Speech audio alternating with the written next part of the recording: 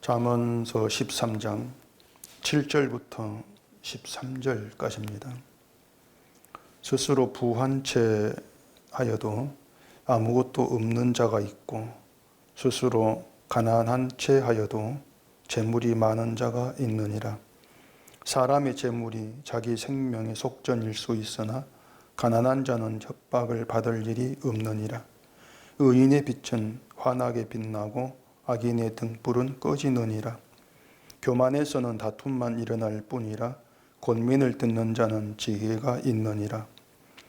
망령되이 얻은 재물은 줄어가고 손으로 모은 것은 늘어가느니라. 소망이 더디 이루어지면 그것이 마음을 상하게 하거니와 소원이 이루어지는 것은 곧 생명나무니라. 말씀을 멸시하는 자는 자기에게 배망을 이루고 계명을 두려워하는 자는 상을 받느니라. 아멘. 기도하겠습니다. 지금 이 시간도 제1을 말씀 앞에 나와 함께 하심을 감사합니다. 우리가 지금 성경을 펼쳐서 지혜의 말씀을 읽었습니다. 이 말씀이 담겨있는 하나님의 비밀의 뜻이 무엇인가를 알기를 원합니다. 성령의 도우심 가운데에서 지혜로 이 말씀을 깨달아 알게 하시옵시고 이 말씀이 담겨있는 복된 의미를 알고 그러한 성도됨에 감사함과 기쁨이 있는 저희가 되게 해주시옵소서. 예수님 이름으로 기도합니다. 아멘. 사도행전 9장에서 그 다메섹으로 또 예수님을 도를 따르는 자들을 잡으러 가는 바울을 예수님이 찾아오시죠. 찾아오셔서 사울아 사울아 내가 어찌하여 나를 받게 하느냐 이런 말씀을 하시면서 바울을 이제 부르십니다. 우리는 그 바울이 예수님을 알기 전에 예수 믿는 자들을 잡아서 죽이고 가두고 그런 일을 했으니까 당연히 예수님을 박해한 사람이다 그렇게 생각을 합니다. 그리고 예수님도 이제 걸어간 바울의 악행을 가리켜서 나를 박해하느냐 이렇게 책망을 했다 그런 생각 우리가 하게 되는 것이죠. 근데 그것을 조금 바꾸어서 우리가 이제 생각하게 되면은 그 바울처럼 예수 믿는 자를 박해하지 않으면 예수를 박해하는 것이 아니다 그런 또 뜻이 된단 말입니다. 그러다 보니까 이 많은 사람들이 자신을 두고 나는 예수를 박해하지 아니한다 그렇게 생각하게 될 수밖에 없는 것이죠. 또 예수를 믿지 않는 사람이라 할지라도 자기가 예수를 믿지는 않지만 박해나지 아니한다 또 그렇게들 생각을 할 것이고 특히 이제 기독교인이라면 누구라도 자기를 예수를 박해하는 자로 여기지를 않을 것이 분명하단 말입니다. 근데 그것이 이제 성경을 이제 오해한 것이고 또 자기에 대한 인간에 대한 크나큰 착각이라고 이제 할 수가 있는데 그렇기 때문에 우리가 이 성경을 이제 바르게 보게 되어지면은 가장 먼저 우리에게 나타낼 반응이 뭐냐면은 내가 성경을 오해를 했고 착각했다는 것입니다.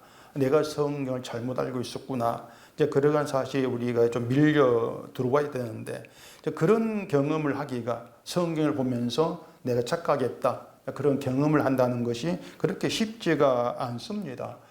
왜 그런가 하면은 우리가 그 지혜라는 거, 하늘로부터 온 지혜가 없이는 성경을 바르게 알아들을 그런 능력이 없기 때문에 그러한 것입니다.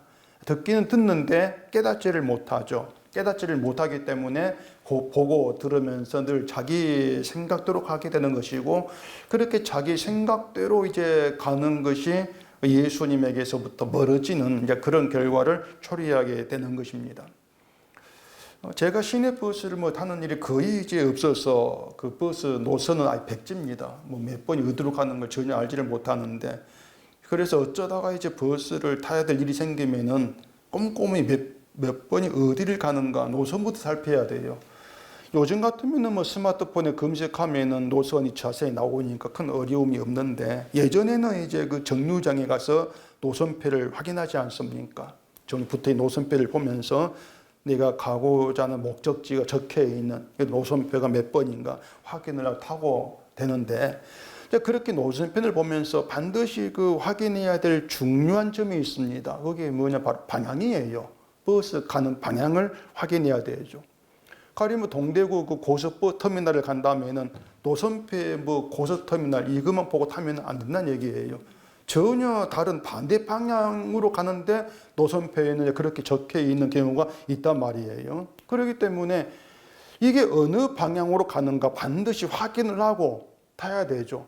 고속터미널, 이게 있으니까 거기 가는가 보다. 그렇게 했을 때 방향이 맞지 않으면은 엉뚱한 데로 결국 가게 될 수밖에 없지 않습니까?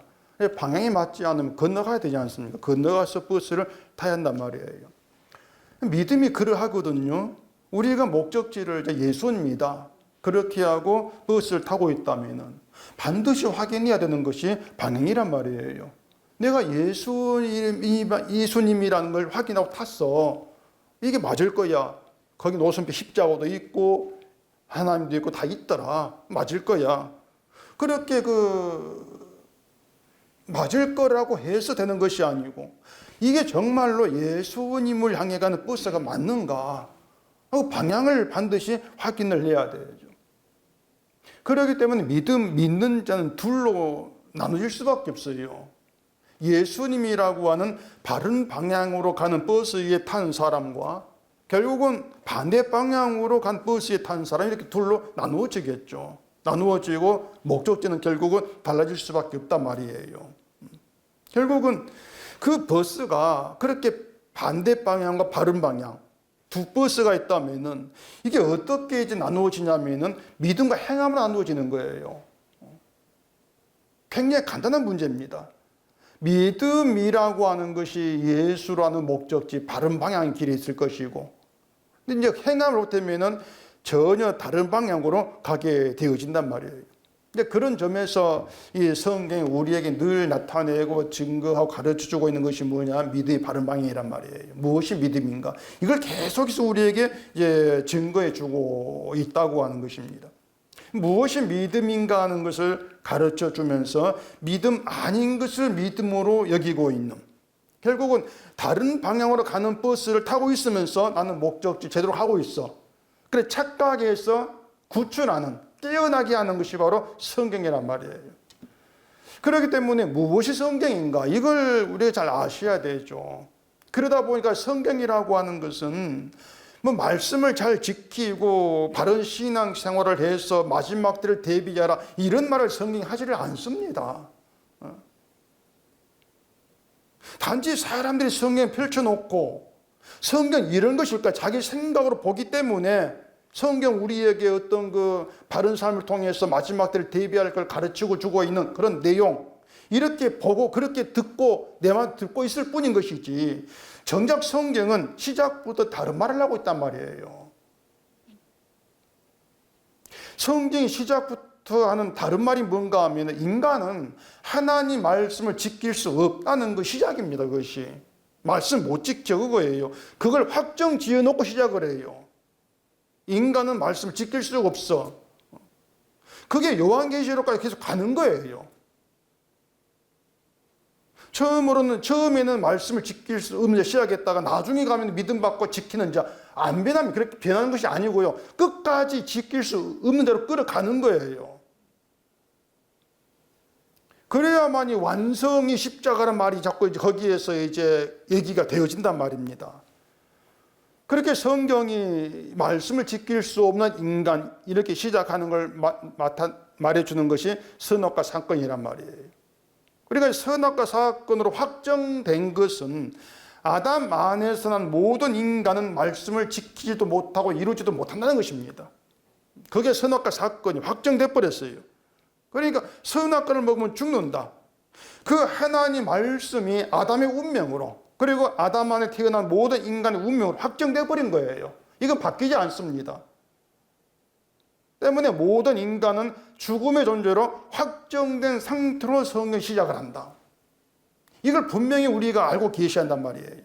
그렇게 죽음으로 시작해서 생명으로 가는 게 성경인데 이 죽음과 생명은 우리 힘으로 연결을 못 시킨단 말이에요. 죽음이란 파이프하고 생명이란 파이프를 내가 연결을 못 시켜요. 연결될 수가 없는 거예요.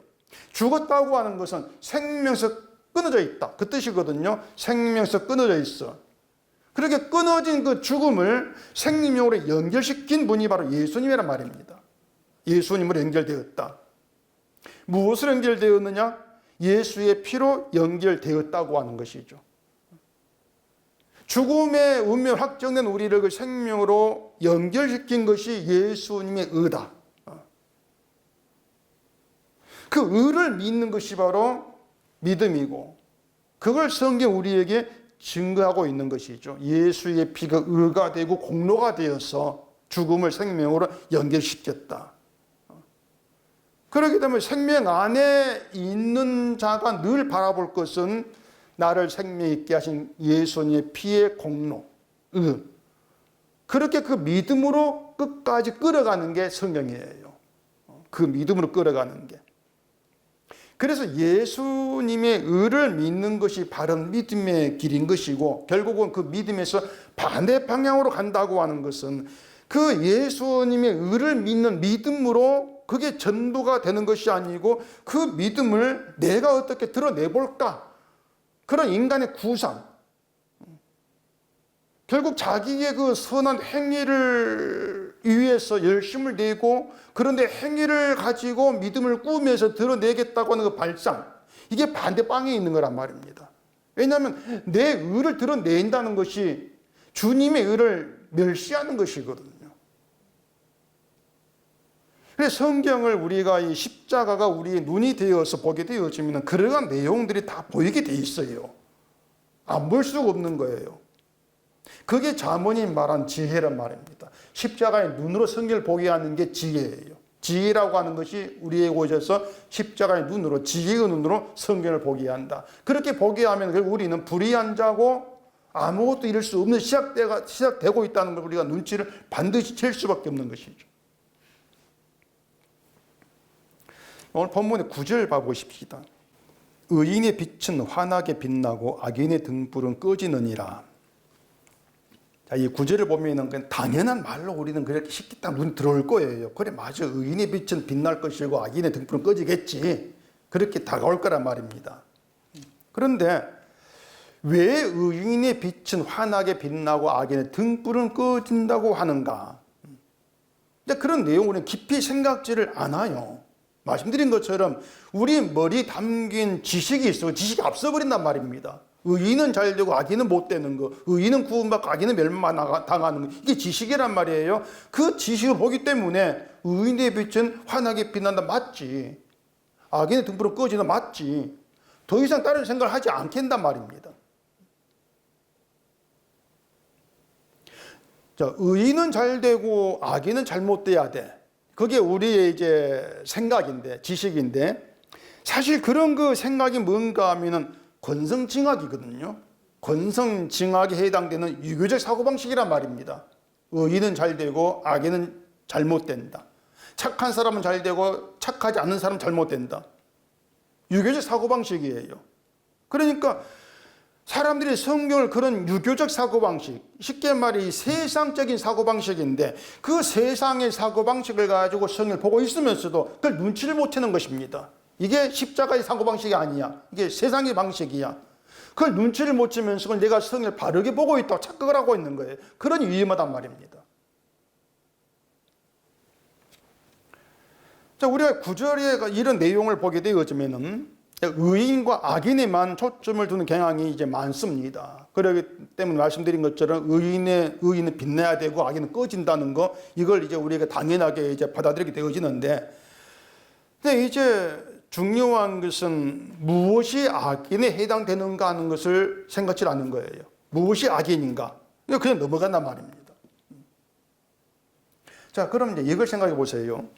의인은 빛으로 말합니다. 의인은 빛으로 말하는데 왜 악인은 등불로 말하냐 말이에요. 똑같이 말해야 되죠. 의인의 빛은 환하게 빛나고 악인의 빛은 꺼진다. 그렇게 말해야 될 것 같은데 왜 악인은 등불로 얘기하는가 말이죠. 의인의 빛인데 그냥. 빛과 등불의 차이가 있습니다.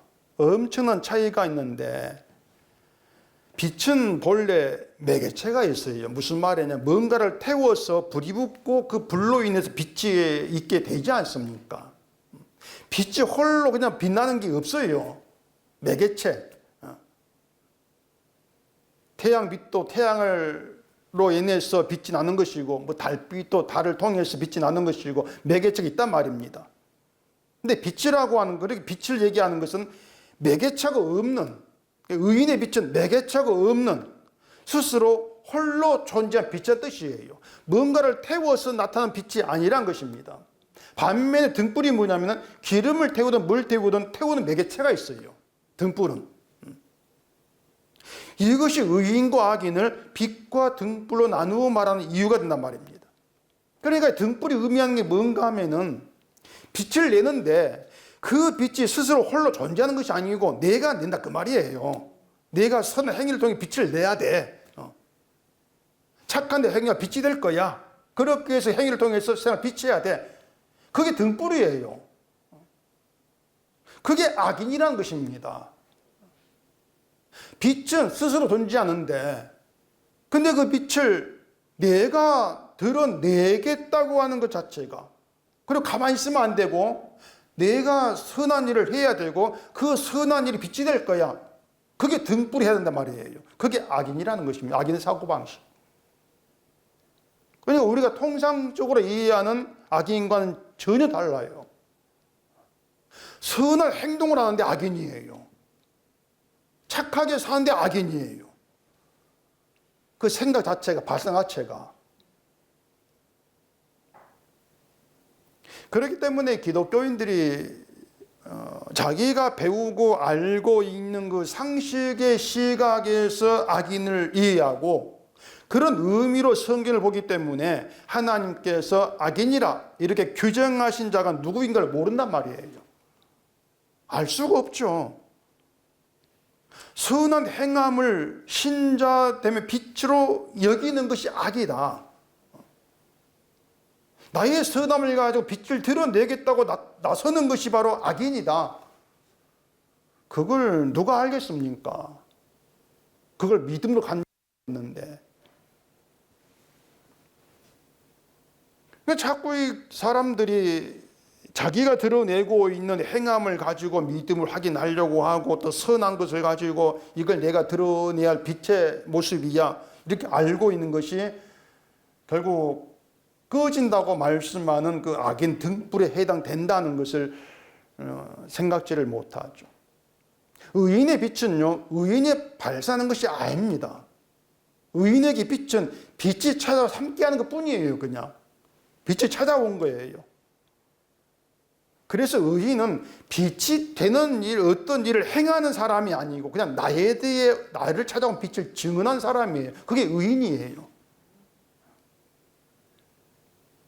요한복음 가보십시다. 요한복음 1장입니다. 요한복음 1장 6절입니다. 하나님께로부터 보내심을 받은 사람이 있으니 그의 이름은 요한이라. 그가 증언하러 왔으니 곧 빛에 대하여 증언하고 모든 사람이 자기로 말미암아 믿게 하려 함이라. 그는 이 빛이 아니요 이 빛에 대하여 증언하러 온 자라. 여기서 분명히 밝히고 있지 않습니까? 하나님이 보내신 자 요한, 그 하나님께로부터 보내심을 받은 사람인데 그 사람은 빛이 되라고 보내지 않았단 말이에요. 난 빛이 아니요 빛에 대하여 증언하러 온 자다. 이 말이 우리에게 그대로 적용이 돼야 돼요. 신자도 성도도 하나님께로부터 보내심 받은 사람이거든요. 요한과 다르지 않단 말입니다. 보내심 받았다면은 빛이 되라는 것이 아니고 빛을 나타내라는 것이 아니고 빛에 대하여 증언하라고 하는 것이죠. 그러면서 모든 사람으로 하여금 빛을 증언을 통해서 빛을 믿게 하는 거란 말입니다. 이 빛이 아니요. 그걸 이 기독교인들이 자꾸 생각지를 않습니다. 빛이 아니라고 하는데 빛이 되라고 하는 게 성경에 없습니다. 너를 찾아온 빛을 증언해라 그 말입니다. 빛이 찾아온 것도 그 빛을 증언하라고 빛 찾아와서 빛을 알게 하는 거예요. 증언하라고. 때문에 이 신자, 성도라고 하는 것은 절대로 내 행위로 빛을 나타내는 것이 아니고 나에게 찾아온 빛에 대하여 증언하는 자다. 이걸 잊으면 안 됩니다. 그게 성도예요, 그것이. 근데 만약에 빛이라고 하는 말만 듣고, 이 빛을 내가 나타내야 돼. 뭘로? 선한 행위로. 그렇게 나가는 게 악인이란 말이에요.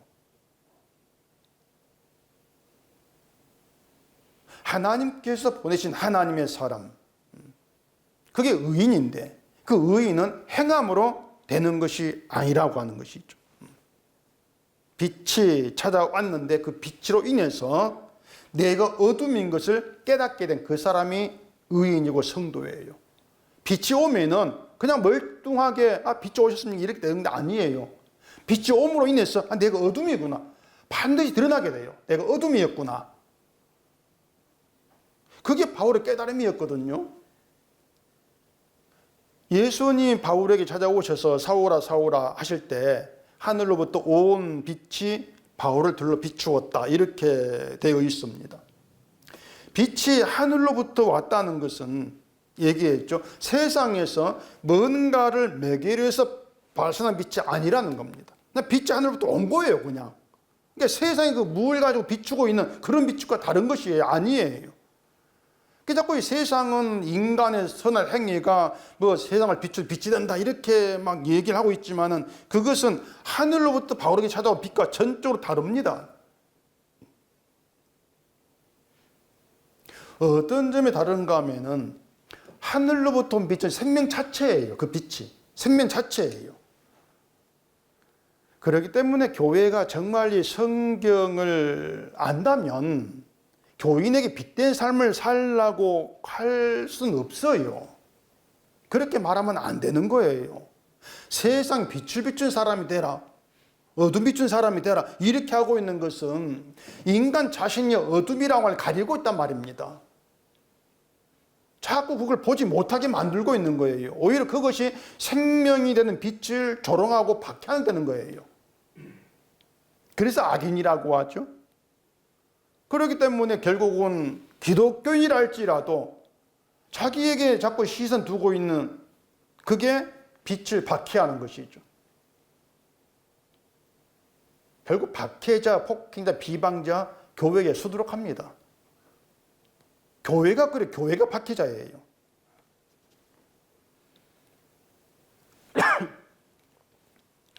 악인의 등불은 꺼진다 그러죠. 꺼진다고 하는 우리는 멸망, 심판 그런 의미로 봤는데 맞는 말이긴 한데 그 멸망, 심판을 나중에 꺼질 거야 그렇게 생각을 하기보다도 지금 현재 상태입니다. 꺼진다고 하는 것은. 자, 등불이 꺼지면 어떻게 되겠습니까? 등불이 꺼지면은 어두워지죠. 어둠이죠.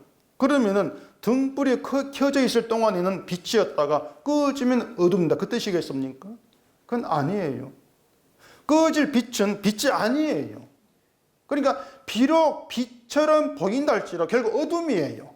근데 어두울 빛을 착각을 하고 있을 뿐이죠, 그냥 사람들이. 그러니까 착각이 뭡니까? 선하게 사니까 빛에 있어. 그게 착각이란 말입니다. 빛이 아니라 그 꺼질 것인데. 그래서 악인의 등불이 의미하는 것은 지금 눈에 비치는 그 빛 아닌 빛, 내가 빛으로 여기는 가짜 빛, 그것 때문에 어둠을 어둠으로 알지 못한 상태, 이게 악인 등불이죠. 빛을 잘못 알기 때문에 자기 어둠을 모른단 말이에요. 이것이 이제 요한복음 1장에서 말한 것처럼 빛이 와서 어둠을 비췄는데 어둠이 깨닫지를 못했더라. 그런 세상의 현실을 이제 그대로 보여주고 있는 것이죠. 자, 빛이 왔는데 왜 어둠이 깨닫지를 못합니까? 자기가 어둠이라는 것을, 그게 빛이라는 걸 왜 깨닫지를 못하겠습니까? 그 이유는 간단합니다. 자기들이 빛으로 살고 있다고 생각하고 있는 거예요. 내가 빛으로 살고 있어. 그래 자기를 그렇게 알고 있는 거예요. 그러니 내가 어둠인 것을 깨닫지를 못하죠. 자기들이 온 빛이 빛임을 알지를 못하죠. 다른 빛이 있으니까. 그 다른 빛은 율법 지키는 거예요, 그들이. 선하게 사는 그게 빛이니까.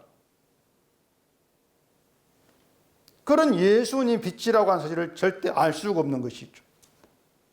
빛이 왔는데, 빛을 드러내었는데, 빛을 알지 못하고, 깨닫지를 못하더라. 이게 지금의 인간의 현실, 교회 현실과 다르지가 않다는 것입니다. 예수님이 빛이라고 하는데 그 빛이 자신들의 어둠을 드러내고 있다. 그걸 좀 생각해 줘야 되는데 자꾸 사람들은 달리 생각을 해요. 예수가 빛이야. 빛을 본받아가지고 내가 빛을 나타내고 오늘 보여야지. 자꾸 이렇게 나가요. 그 빛이 뭘 비추고 있는가? 그걸 알지를 못합니다. 유대교 정신이 꼭 그래요.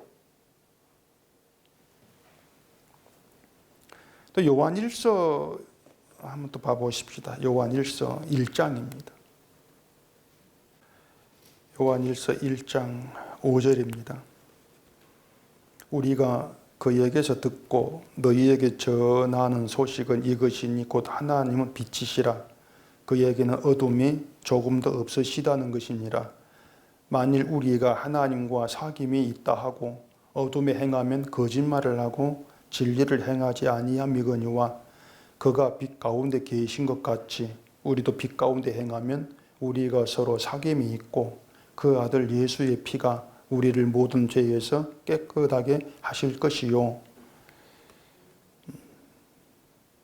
참 어려운 내용인데 이 사람들은 이걸 좀 어렵게 생각지를 않아요. 뭐 잘 알고 있는 것처럼 보고 있는데, 자 거기에 하나님과 사귐이라는 말이 나오죠. 먼저 우리가 생각해야 될 것은 하나님과 사귐이 있다. 이게 무슨 뜻이냐고 하는 거예요. 사귐이 있다. 하나님과 보유자는 하나님인데, 되게 이제 보면은 하나님과 사귐이 있다 그러면은 뭐 우리가 기도하고 또 성경 보는 일 열심히 읽고 예배 드리고 그런 정도로 생각을 합니다.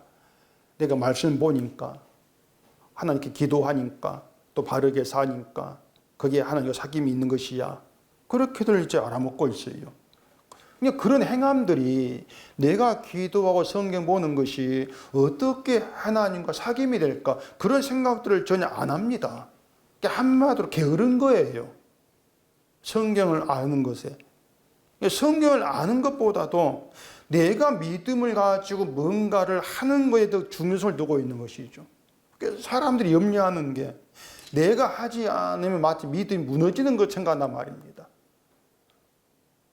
사귐이 있다는 것은요, 간단하고 쉽게 말씀을 드릴게요. 사귄다고 하는 것, 사귐이 있다는 것은 계산하지 않는다는 것입니다. 계산이 없어요. 무슨 말이냐면 상대방에게서 내가 어떤 이득을 얻으려 접근하는 건 사귐이 아니죠. 그것은 내가 이렇게 잘해줄게 너도 이렇게 잘해줘 그래죠. 그건 사귐이 아니에요. 그러면 우리가 잘 믿으면 하나님께 복을 받는다 이 생각을 가지고 기도를 하든 성경을 본다면은 그건 사귐이 있다고 할 수 없는 거예요. 그러지. 내가 하나님을 잘 섬길 거니까 복을 주세요. 그건 사귐이 아니란 얘기입니다. 내가 기도 열심히 하면은 들어주실 거야. 그 사귐이 아니에요. 그렇다면 우리는 하나님과 사귐이 있을 수가 없단 말입니다. 우리는 내가 하나님 사귑시다. 그렇게 갈 수 있는 문제가 아니에요. 편할 때에는 뭐 거리하는 방식이 아니라 할지라도 문제가 생기면은 하나님 제가 열심히 복음 아는 거 복음 믿었는데 좀 도와주셔야죠. 그럴 생각으로 나올 수밖에 없어요. 사귄 것이 아니죠. 때문에 우리가 하나님과 사귐이 있다는 그 사귐은 내가 어둠인 것을 깨닫게 되는 것으로 가능합니다. 그게 조건이에요. 난 어둠이기 때문에 하나님께 만족이 되고 기쁨이 될 만한 일을 할 능력이 없습니다. 그래서 나는 단지 아들이 한 예수님의 피만 믿을 뿐입니다. 이게 사귐이 되는 거예요.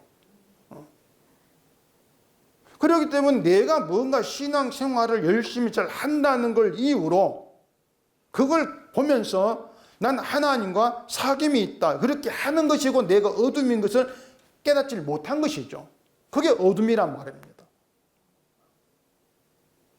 그러다 보니까 사귐이 있다. 이게 거짓말 되겠죠. 결국 그 이런 해석은 십자가 안에서만 가능해요. 절대로. 십자가 밖에서 이런 해석은 나올 수가 없는 거예요. 우리가 빛 가운데 행하면 이 말도 빛 가운데에서 빛을 행해라 그 뜻이 아니거든요. 이미 빛 가운데 있어요. 이미 그 행함이 어떤가 이걸 따지기 전에 이미 빛 가운데 들어와 있단 말입니다. 그렇기 때문에 우리가 뭘 해도 그 행함이 빛이 되지 아니한다. 그렇게 시작하셔야 되죠. 빛 가운데 행한다고 하는 것은 이미 빛 안에 들어왔어. 이미 빛이 너에게 왔어. 빛 안에 들어왔는데 행함으로 빛을 나타내라. 이것은 내가 빛 가운데 있다는 걸 부정하는 거예요. 그것이. 빛 가운데 행한다고 하는 것은 어둠인 나를 빛 가운데 있게 하신 그 은혜와 공의를 감사하고 그 은혜를 증언하는 거예요. 그게 성도의 사귐이에요. 그것이. 그러니까 성도의 사귐이라고 하는 것도 중간에 피가 들어갈 사귐이 되는 것이지, 우리가 만나가지고 친하게 지냅시다 뭐 그렇게 해가지고 사귐이 이루어지는 거 없단 말입니다. 그런 사귐은 교회 밖에 천지 다 있지 않습니까? 근데 성도의 사귐을 그런 수준에서 갖고 계산해 그 말이에요. 친하게 지내라, 뭐 욕하지 마라, 미워하지 마라. 그런 교회에 살 말이 아니죠. 오직 예수의 피가 우리를 서로 사귐 있게 한다. 그게 뭐죠? 이렇게 나가셔야 되죠.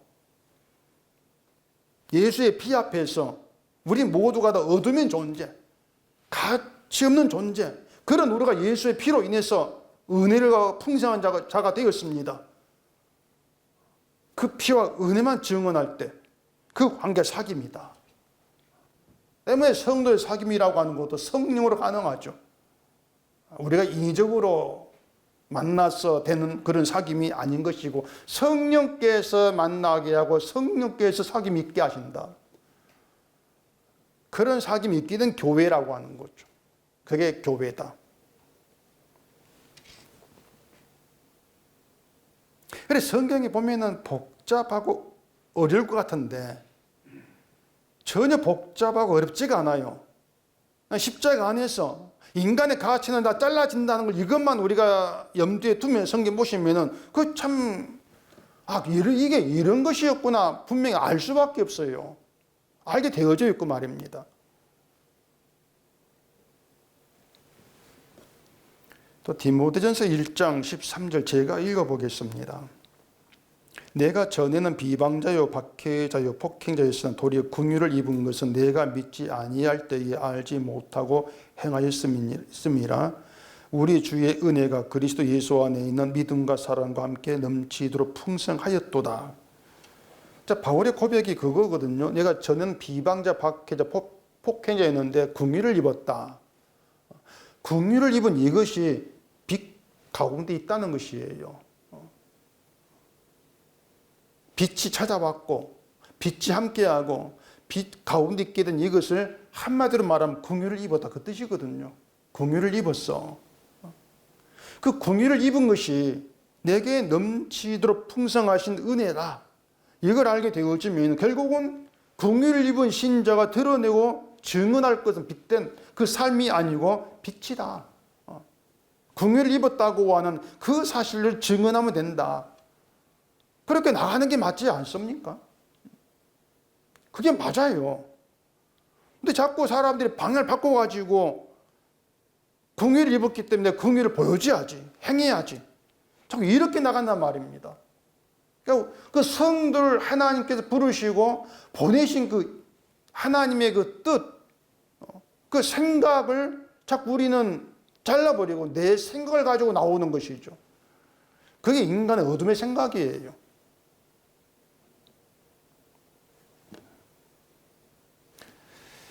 자, 그럼 이제 지금까지 말씀드린 걸 염두에 두시면서 다시 본문 들어가 보십시오. 7절입니다.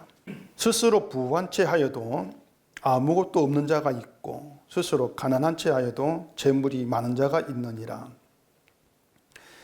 여기 부한 채 한다, 가난한 채 한다, 이 말은 자기를 부하게 한다는 것이고 또 자기를 가난하게 한다 그 뜻이거든요. 뒤에 성경 밑에 주의 설명에 하나 하게 이렇게 붙어 있어요.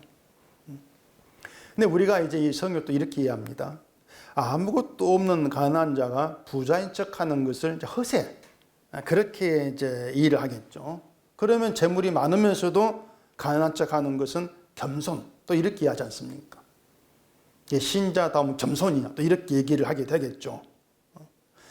그런 뜻은 아니고, 지혜라고 하는 것은 눈에 보이는 것 절대 의미를 두지 않는다는 겁니다. 내 눈에 보이는 것에 어떤 가치, 의미를 두지를 않는다는 거예요. 자기를 부하게 한다고 하는 것은 결국은 눈에 보이고 드러나는 것, 여기에 가치를 두면서 그 가치 있는 것을 자기를 드러내려고 하는 걸 얘기를 해요. 세상에 알아주는 것, 세상에 알아주는 나, 늘 거기에다 초점을 두고 있는 거예요. 근데 그렇게 자기를 드러내고 보여주고, 때문에 그렇게 해서 세상이 나를 알아준다 할지라도 다 헛된 것이고 참된 것이 아니다. 그렇기 때문에 실상은 아무것도 없는 뜻입니다. 아무것도 없는 거야. 자기는 뭔가 있게 보이고 있는데 빛의 세계에서 볼 때는 아무것도 없는 거. 왜? 가치는 전혀 없으니까. 아무것도 없는 거. 그렇게 여기진단 말입니다. 반면에 재물이 많은 자가 가난치 않다? 그건 재물로 눈에 보이는 것으로 자기를 드러내지 아니하는 것이에요. 나에게 무엇이든지 간에 그걸 가지고 나를 가치는 자로 나타내려고 하지를 아니하는 것입니다. 이게 뭐냐면 세상에 보이는 거, 세상이 가치 있게 여기는 이 모든 헛된 것으로, 의미 없는 것으로 그것을 자기를 가치 있게 만들 수가 없어. 그렇게 보고 있는 것이죠. 바로 그것이 믿음의 자리라고 하는 거예요. 그러니까 뭐냐, 믿음이라고 하는 것은 이 땅 그 어떤 것도 가치 있는 것으로 보지 않게 합니다. 그렇게 우리는 아무것도 없는 자로 드러나게 되죠. 뭘 한다 할지라도, 뭘 가졌다 할지라도 아무것도 없어, 나는. 그게 뭐냐면 예수께 드러낼 것이 없다는 거예요. 아무것도 없게 되는 거예요. 난 뭔가 있다고 여겼는데, 이것이 보화가 되어가지고 이것이 하늘을 가져가면 상이 되겠지. 그런 생각이었는데 빛이 오다 보니까 내가 어둠을 알게 되고, 그런 상태에서 내가 가치 있게 여겼던 모든 것들이 헛된 것이었구나. 그래서 그렇게 되어 있기 때문에 나에게 뭐가 있든지 간에 나는 아무것도 없는 자. 그게 믿음이라고 하는 거죠. 아무것도 없게 하는 게 믿음이라고 하는 거예요. 믿음에는요, 내가 가진 내 것은 있을 수 없고 주님의 것만 있어요. 믿음에는. 그게 믿음이에요. 간단해요. 그렇기 때문에 믿음은 주님의 것만 자랑되고 주의 것만 드러나고 주의 것만 빛이 돼요. 그게 의인의 빛이에요. 의인은 내 걸로 자기를 빛내는 것이 아니고 그냥 주의 것 품고 있을 뿐이에요, 그냥. 근데 그게 빛이라 그 말입니다. 그렇게 의인은 주의 것만 있는데 그 주의 것이 모두가 다 하늘에서 가치 있는 그 보물이란 말이에요. 그렇기 때문에 자기를 아무것도 없게 했는데 그게 가진 자다. 그렇게 얘기를 하고 있습니다. 전부를 가졌는데, 그게 주를 믿는 것이고, 전부를 가졌는데 그것은 나를 드러내기 위한 것이 아니고 내가 지켜야 될 것도 아니란 것이에요. 빛이 왔는데 그 빛이 나의 전부가 되고 그 빛이 나의 보물이 되어질 뿐이란 것이에요. 그게 성도란 말입니다. 그래서 이걸 8절에서도 이렇게 얘기합니다. 사람의 재물이 자기 생명의 속전일 수 있으나 가난한 자는 협박을 받을 일이 없느니라. 이 내용도 그냥 보면 애매해요. 무슨 말인지 애매하죠. 어떤 사람은 이제 이걸 재물이 있는 사람은 뭐 납치를 당했을 때 재물도 풀려내 가지고 이제 생명 속전 이렇게 또 얘기하면서 돈을 쓴 협박 안 받아 이렇게 또 막 풀어가는 그런 사람이 있는데 엉터리 중에 엉터리고요. 성경에 무슨 그런 말을 합니까?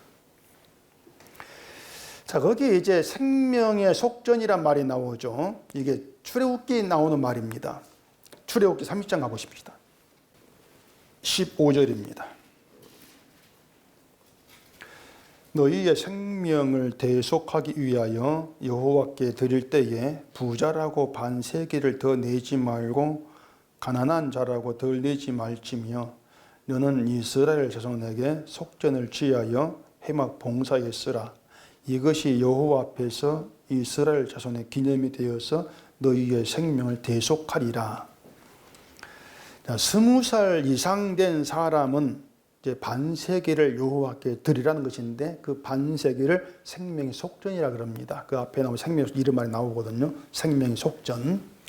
근데 이 생명의 속전이라고 하는 것이 내가 속전을 바쳐서 생명을 얻기 위한 그런 속전이 아니고, 생명을 얻은 자로 간주하고 속전을 바치라고 하는 거예요. 이걸 바쳐서 속전을 생명을 얻어라, 그게 아닙니다. 넌 생명을 얻은 자야. 나와의 관계에서 넌 생명 얻었어. 이렇게 간주해 놓고 그 생명을 얻은 자로 속전을 가지고 나와 바치라. 자, 그게 생명의 속전이라고 하는 것이에요. 그런데 그 생명의 속전 액수가 반세겔, 부자도 반세겔, 가난한 자도 반세겔 똑같다고 하는 것입니다. 부자에게 반세겔은 아무것도 아니죠. 가난한 자에게도 반세겔 정도면은 이게 뭐 얼마 정도 제가 계산 안 해봤는데 하여튼 그 아주 작은 돈이에요. 별 무리가 안 된 그런 액수인다 그 말입니다. 그러니까 이게 무슨 뜻인가 하면은 믿음을 말한 사람들에게, 믿음 안에 있는 그 성도에게 부자, 가난한 자는 의미가 없다는 거예요. 그게 차별이 안 된다는 얘기입니다. 근데 이제 대개 보면은 그 믿음을 잘못 알고 있는 사람들은 부자라고 하는 것을, 부자 되는 것을 은혜 복 받은 증표로 바라보지 않습니까? 잘 믿어서 은혜 받았어. 하나님이 사랑해서 부자 되게 했어. 막 그렇게도 보고 있단 말이에요. 반대로 우리는 가난하다고 하는 것은 은혜가 아니고 저주받은 것으로, 뭐 잘못한 게 있어가지고 하나님께 벌 준 것으로 이제 그렇게도 간주를 하고 있죠. 그런데 이 생명의 속전으로 똑같이 반세기를 바치라고 하는 것은 너희가 얻은 그 생명에는 부자, 가난한 차이가 없다. 그거예요. 그러니까 우리가 어떤 믿음에서 분명히 알고 있을 바로 그거예요. 믿음에는 부자, 가난한 자 차이가 없어. 눈에 보이는 소유, 보이는 것의 가치로 인해서 그 생명을 얻었다고 하는 것이 서로 달라지고 차이하는 것은 아니라고 하는 거예요. 그렇기 때문에 내가 가진 것을 이제 그걸 주로 해가지고 복을 받았나 은혜를 받았나 저울질하고 그러면서 자기의 가치를 믿음을 다르게 이제 보고 있는 것은 결국은 재물을 생명의 속전으로 삼아서 가르치고자 하는 하나님의 뜻을 완전히 왜곡하는 그런 처사죠. 하나님의 뜻은 너희가 받은 복 은혜 차이가 없어, 그 뜻인데, 근데 사람들은 자꾸 자기의 가치를 다르게 본단 말입니다. 눈에 보이는 돈 이런 걸 가지고. 그래서 재물이 생명의 속전일 수도 있지만은 생명을 얻기 위해서 바치란 재물이 아니라 죄 없는 재물의 피로 죄에서 구원되고 생명을 얻게 된 은혜 앞에서 너희가 대신할 가치 있는 것은 없다는 가르치는 것, 이걸 알라고 한 그 뜻이에요. 그걸 재물을, 똑같은 재물을 바치기 위해서 가르친다고 하는 것이죠. 반세기를 내면서 똑같이 그 재물에 흘린 피 앞에서 내가 가치 있다고 내세울 것은 아무것도 없어. 재물의 피만 가치 있는 것이야. 그거예요. 그렇기 때문에 자기를 가치 있는 자로 여기지 않고 무엇도 나를 가치 있는, 내가 뭘 해서 믿음 좋은 사람 되는, 이게 없어. 거기 앞에서 말한 것처럼 아무것도 없는 가난한 자, 여기에 해당된다 그 말입니다. 그렇게 아무것도 없는 가난한 자가 협박을 받을 일이 없다는 것인데, 이건 말한 것처럼 뭐 돈이 있으면 강도 찾아와가지고 협박하는 그 뜻이 아니에요. 그런 협박이 아니에요. 자, 우리를 협박을 합니다. 우리가 협박을 받는다면은 누가 협박을 하겠습니까? 우리를. 누가 협박을 해요? 늘 우리는 협박받고 살아갑니다. 단지 협박으로 알지를 못할 뿐이지 협박을 받고 있어요. 그 협박을 누가 하겠습니까? 협박을 받아본 적이 없어 모르겠습니까? 마귀가 협박을 해요, 마귀가. 거기 어떻게 협박하냐면은, 야, 너 그래가지고 그 믿음이라고 할 수가 있겠나? 이게 협박이란 말이에요, 그것이. 야, 너 그리 살아가지고 천국에 가겠나? 이게 협박이에요. 너 그렇게 바른 어떤 믿음 생활 안 하면은 하나님께 미움받는다, 징계받는다. 너 11조 하지 않으면은 하나님이 그걸 도출하는 것이고 하나님이 너의 있는 재물 다 뺏어간다, 벌 받는다. 다 협박이에요.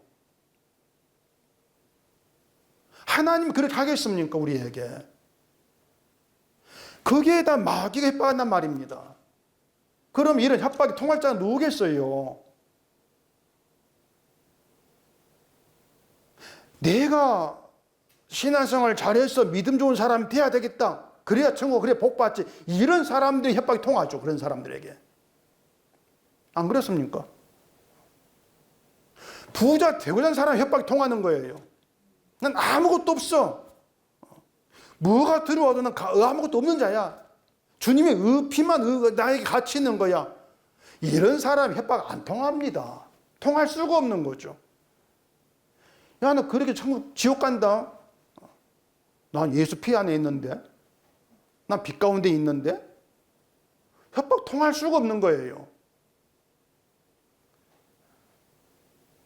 그게 오늘 본문의 그 8절 얘기예요. 가난한 자는 협박을 받을 일이 없다.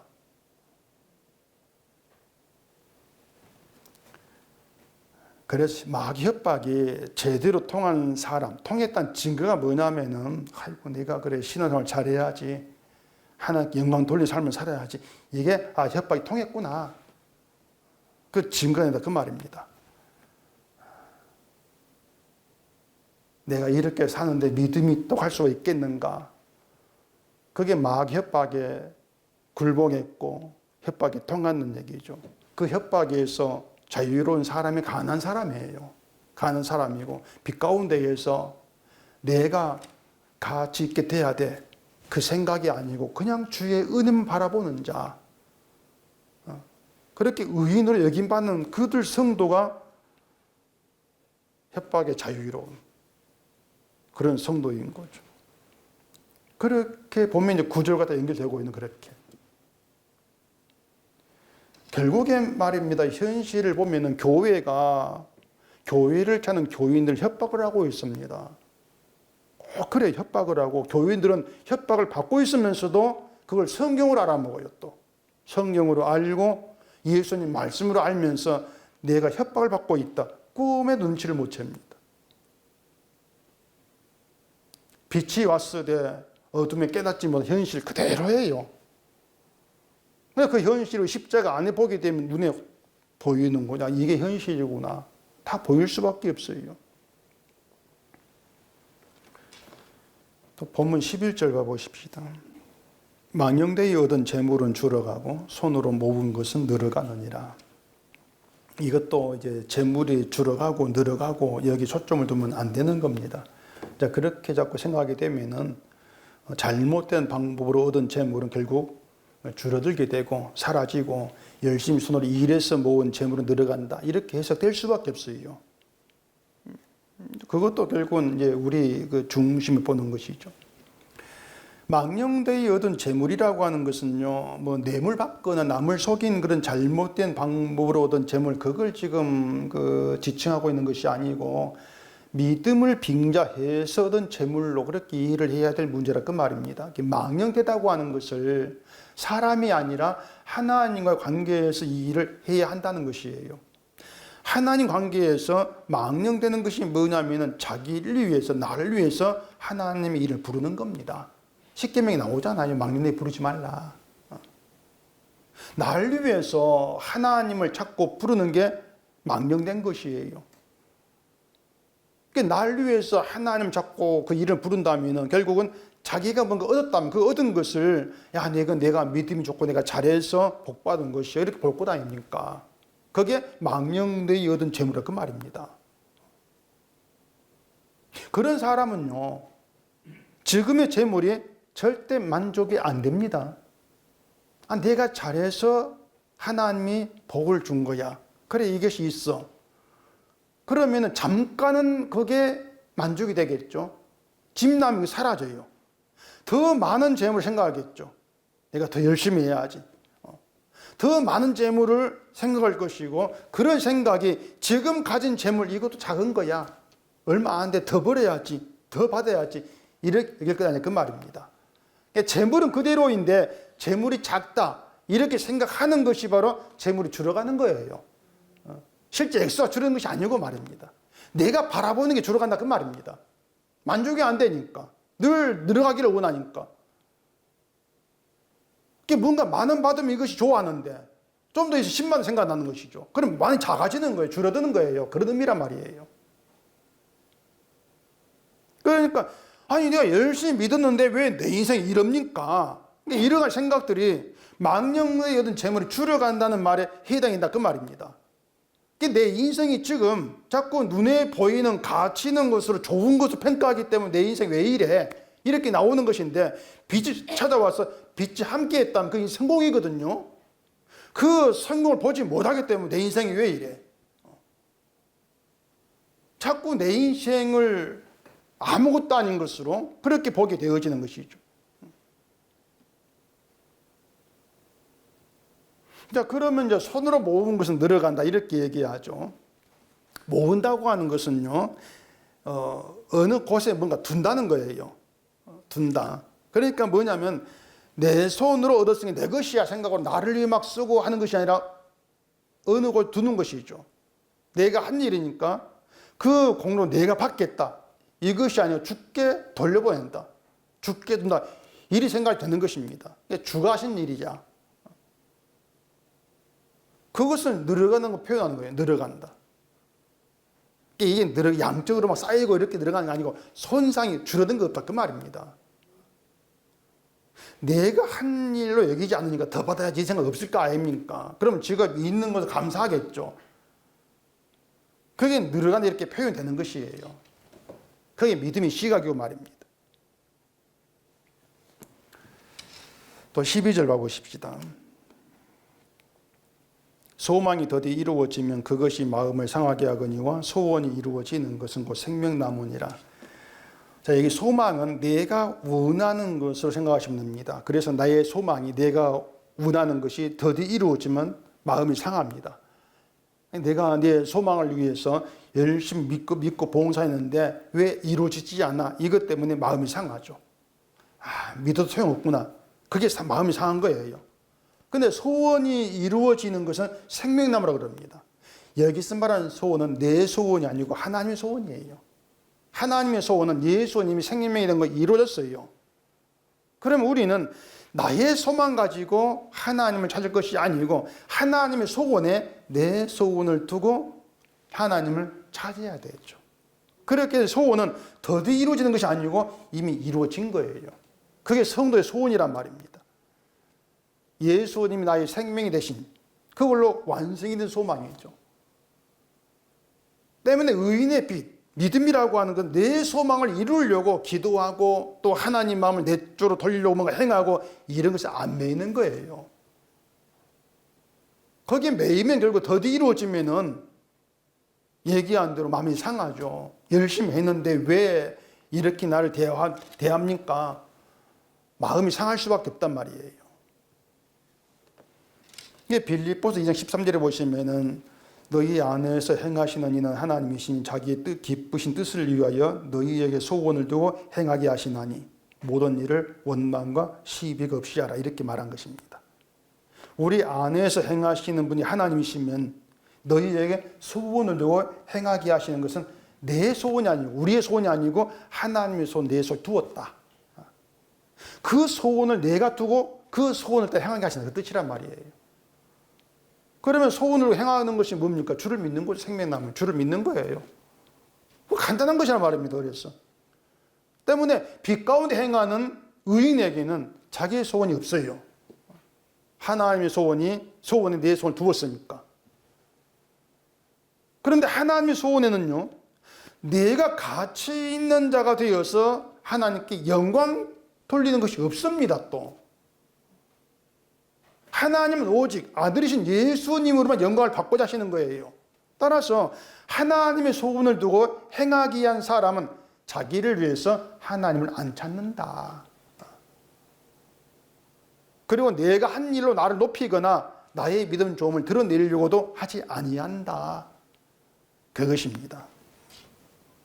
그렇다고 우리가 내가 높임 받기를 원하는 마음이 사라지겠습니까? 아니죠. 다만 지혜가 찾아왔기 때문에 내가 나를 위해서 살아가는 이것이 말씀을 멸시하는 것이구나. 이걸 알기 때문에 주의 의만 바라보기를 소원하는 거예요.